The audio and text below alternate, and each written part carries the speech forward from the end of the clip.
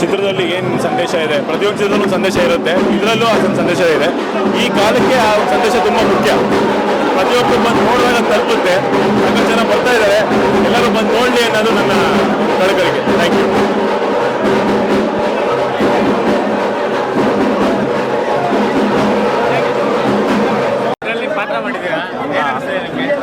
ಖುಷಿ ಅನಿಸ್ತಿದೆ ಬ್ರೋ. ಇಷ್ಟು ಜನರ ಮುಂದೆ ಒಂದು ಸ್ಕ್ರೀನ್ ನಾವೆಲ್ಲ ಪಾತ್ರ ಮಾಡಿರೋರೆ, ಇಷ್ಟು ಜನರ ಮುಂದೆ ನಾವು ಮಾಡಿರೋದು ನಮ್ಗೆ ಖುಷಿ ಅನಿಸ್ತಿದೆ.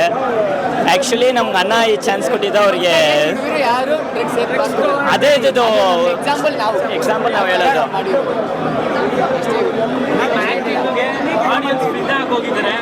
ಹೌದಾ? ಜನ ಈಗ ತಾರೆ ಬರ್ತಾ ಸೂಪರ್ ಅಂತಿದ್ದಾರೆ. ಇದ್ರ ಬಗ್ಗೆ ಏನು ಹೇಳ್ತೀರಾ ಬ್ರೋ?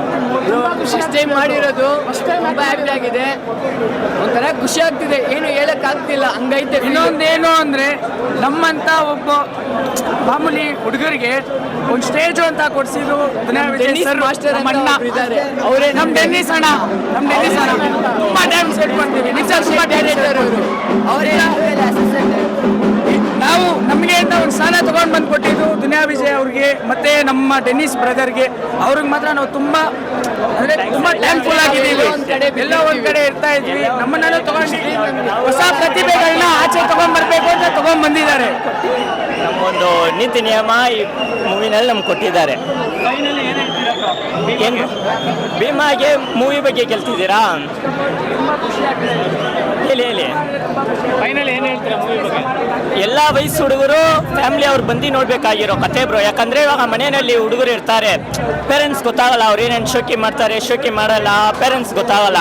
ಸೊ ಈ ಮೂವಿ ಪೇರೆಂಟ್ಸ್ ಮೇಯ್ನು, ಈ ಮೂವಿ ಪೇರೆಂಟ್ಸ್ ನೋಡಬೇಕಾಗಿರೋದು. ಅವ್ರು ನೋಡಿದ್ರೆ ಈ ಮೂವಿನಲ್ಲಿ ಏನು ಕತೆ ನಡೀತಿದೆ ಏನು ಅಂತ ಎಲ್ಲ ವಿಚಾರ ಗೊತ್ತಾಗುತ್ತೆ. ದಯವಿಟ್ಟು ಹೇಳ್ತೀನಿ, ಪೇರೆಂಟ್ಸ್ ಅವ್ರು ಬಂದು ಮೂವಿ ನೋಡಿ, ನಿಮ್ಮ ಮಕ್ಕಳು ಮನೆಯಲ್ಲಿ ಹೆಂಗೆ ಹಾಳಾಗ್ತಿದ್ದಾರೆ ಏನು ಅಂತ ಎಲ್ಲ ನಿಮ್ಗೆ ವಿಚಾರ ಗೊತ್ತಾಗಬೇಕಂದ್ರೆ ಈ ಮೂವಿ ಬಂದು ನೋಡಿ ಅಷ್ಟೇ ಸರ್.